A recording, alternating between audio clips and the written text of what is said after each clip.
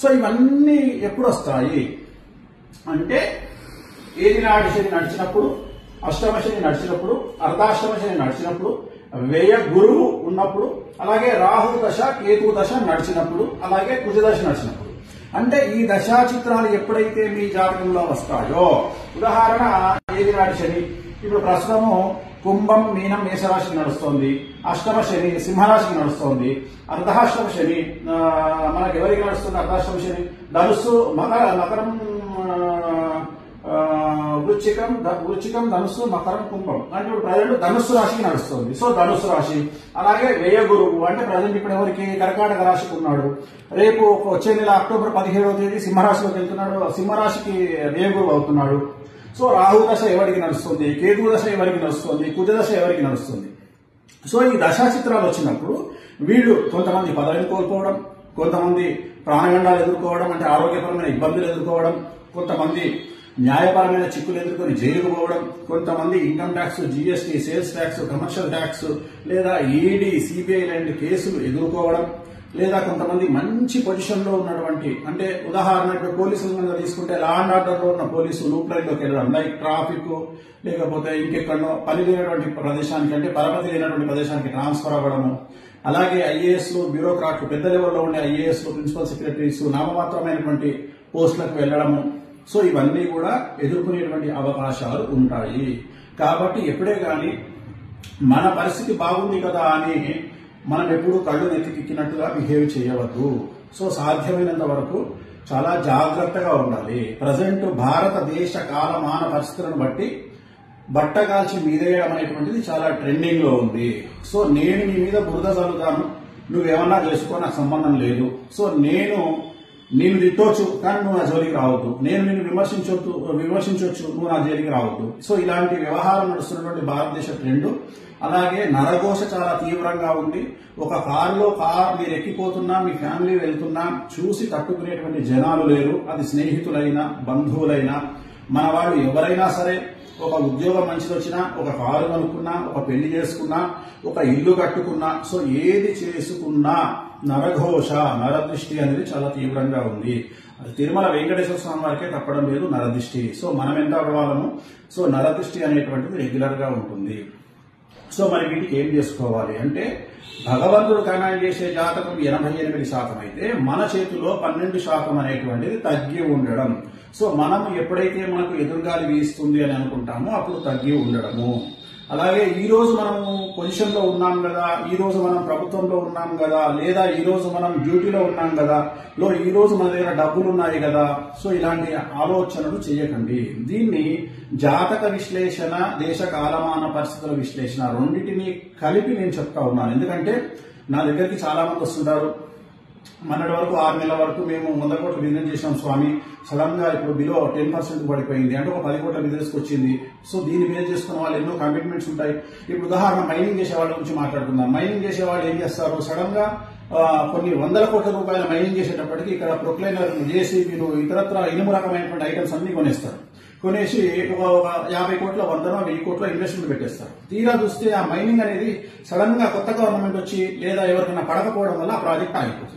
అప్పుడు ఏమవుతుంది, ఆ ప్రాజెక్ట్ ఆగిపోయింది అంటే మీరు పెట్టినటువంటి 100 కోట్ల రూపాయలు రిజల్ట్ అనేది శూన్యం. సో ఇలాంటివి జరిగే అవకాశం ఉంటుంది. సో అందుకనే జాగ్రత్తగా ఉండండి.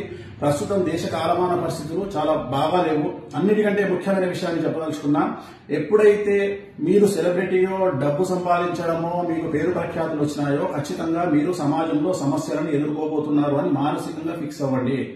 ఈ సమాజంలో శుద్ధపూస ఎవ్వరూ లేరు కాబట్టి ఎవడో మనల్ని విమర్శిస్తాడు, ఎవడో మనల్ని తప్పుపడతాడు, లేదా ఎవడో మన గురించి కాపాడు చేస్తాడని మర్చిపోండి. ఎందుకంటే ఎవరు శుద్ధపూసలు కాదు. సమాజంలో తప్పు చేయకుండా బతికేవాడు ఎవడూ లేడు. అలాగే సక్సెస్ అనేది వాడు వస్తుంది, రేపు వెళ్తుంది. ఈ రోజు సక్సెస్ రాగానే పొంగిపోవడము, కింగిపోవడము తప్పు. సక్సెస్ ఎలా కొట్టాలని ఆలోచించండి. ఒక సినిమా హీరో మీకు తెలియకపోవచ్చు, సినిమా హీరోలు ఫెయిల్ అయితే సంవత్సరం నుండి కూడా బయటికి రానటువంటి సినిమా హీరోలు నాకు తెలుసు. అలాగే మంత్రి పదవులు కోల్పోయి ఎమ్మెల్యేలుగా ఓడిపోయి సంవత్సరాలు ఇంట్లో ఉండి డిప్రెషన్ లోనైనటువంటి రాజకీయ నాయకులు నాకు తెలుసు. అలాగే లవ్ ఫెయిల్యూర్ అయ్యి నమ్మినవాడు మోసం చేసిన హీరోయిన్లు నాకు తెలుసు. సో ఇలా చాలా మంది చాలా రకాలుగా నా దగ్గరికి వస్తుంటారు. సో ఎందుకు చెప్పాలనుకుంటున్నానంటే జాతకాన్ని కూడా మనం 12% స్వయంకృతాపరాధం అంటాం. అంటే గాలిలో దీపం పెట్టి దేవుడు ఏమంటాడంటే దేవుడా అని చెప్పి మనం ఆశించొద్దంట. మన ప్రయత్నం మనం చేయాలంట. ఏం చేస్తున్నాము? దేవుడు ఆడ గాలిలో దీపం ఉంటే అట్లీస్ట్ ఆ 2 చేతులతో దీపాన్ని ఆపే ప్రయత్నం చేస్తున్నాం. అంటే గాలిని కంట్రోల్ చేసే ప్రయత్నం మనం చేస్తే భగవంతుడు అనుకుంటాడట, ఓహో వీడు ప్రయత్నం చేస్తున్నాడు కాబట్టి వీడికి నేను సహకరించాలి అని గాలిని కంట్రోల్ చేస్తాడంట. సో నేను అనేది పాయింట్ ఏంటంటే మనకు భగవంతుడు సహాయం ఎలాగో ఉంటుంది, కానీ మనం చేసే ప్రయత్నం మానవ ప్రయత్నం మిస్ అవుతుంది. ఆ ప్రయత్నాన్ని చెయ్యండి. చాలా మంది మేము కష్టపడి పైకి వచ్చినామంటారు. కష్టపడి పైకి వచ్చినామనే మాట ఇక మీదట మాట్లాడకండి. కసితో పైకి వచ్చినామని మాట్లాడండి. ఎవడైనా కష్టం చేస్తేనే పైకి వస్తాడు, కష్టం చేయకుండా ఎవరు పైకి రారు. కానీ కసితో పని చేయండి. కలియుగంలో ఇప్పుడు మనం ఉన్నటువంటి సమయంలో కష్టపడి పని చేస్తే సక్సెస్ దక్కదు, కసితో పని చేస్తే సక్సెస్ దక్కుతుంది. అలాగే ఎంత ఎదిగినా ఒదిగి ఉండడం అనేటువంటిది నేర్చుకోండి. సో ఇది మానవ ప్రయత్నం అని చెప్తా ఉన్నా నేను. అలాగే డబ్బులు చేతిలో ఉన్నాయి కదా అని ఇష్టం వచ్చినట్లుగా ఇన్స్టాల్మెంట్ లో వస్తువులను కొనడము, ఇష్టం వచ్చినట్లుగా కార్లు కొనడము, ఇష్టం వచ్చినట్లుగా షో ఆఫ్ చేయడము మరీ ఎక్కువైపోయింది ప్రస్తుత కలియుగంలో. సో జాగ్రత్తగా ఉండండి. రాబోయేటువంటి పరిస్థితులు చాలా కష్టతరంగా ఉండేటువంటి అవకాశాలు ఉన్నాయి. ఎందుకంటే గురువు ఎప్పుడు అతిచారంలోకి వెళ్ళలేదు. ఫస్ట్ టైం నాకు బుద్ధి తెలిసినప్పటి నుండి గురువు సంవత్సరంలో 2 రాశులు మారుతా ఉన్నాడు. గురువు ఎప్పుడు ఒకటే సంవత్సరంలో ఒకటే రాశి మారుతాడు. అలాంటిది వచ్చే నెల అంటే అక్టోబర్ 17వ తేదీ నుండి డిసెంబర్ 5 వరకు గురువు మిథున రాశి నుండి కర్కాటక రాశిలోకి ప్రవేశిస్తా ఉన్నాడు. తిరిగి అక్కడి నుండి మళ్ళీ వెనక్కి వస్తా ఉన్నాడు. సో ఇది మనం ఎక్స్పెక్ట్ చేయనటువంటి గ్రహ గమనములో ఒక అతిపెద్ద మార్పు, ఒక అతిపెద్ద సంచలనం. కాబట్టి ప్రతి మనిషి గురువు అంటే ఏంటండి, అరే వాడికి గురుబలం ఉందా అంటారు. సో గురుబలం ఉంటేనే ఈ సెలబ్రిటీలు గాని, పొలిటీషియన్లు గాని, హీరోయిన్లు గాని, హీరోలు గాని, సెలబ్రిటీ స్టేటస్ గాని, ఏదో ఒకటి విఐపి స్టేటస్ గాని, బ్యూరోక్రాట్ స్టేటస్ గాని, పదవి గాని, ఇవన్నీ గురుబలం వల్ల వచ్చేవి.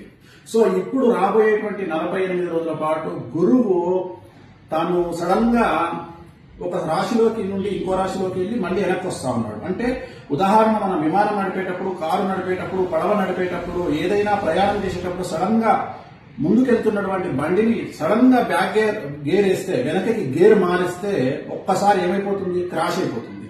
సో అలాంటి ఒక సిచ్యువేషన్ మనకు రాబోతా ఉంది. ఆర్థికంగా ఏదైనా సంచలనం జరగవచ్చు. సో ఇవన్నీ ఎవరైతే ఇప్పుడు నేను చెప్పినటువంటి గ్రహ గమనాలు ఉన్నాయో ఈ గ్రహ గమనాన్ని బేస్ చేసుకొని జాగ్రత్తగా ఉండండి. రాబోయే కాలంలో వాటికి సంబంధించినటువంటి రెమెడీస్ మీ దగ్గరలో ఉన్నటువంటి జ్యోతిష్కులను కానీ, పంతులను కానీ, పండితులను కానీ అడిగి తెలుసుకోండి. సాధ్యమైనంత వరకు అనియమనిగా ఉండండి. సాధ్యమైనంత వరకు డౌన్ టు ఎర్త్ గా ఉండండి. కొద్దిగా ఈగోను అలాగే అతిని తగ్గించుకొని మెలగడానికి ప్రయత్నం చేయండి. ఓం నమో వెంకటేశాయ.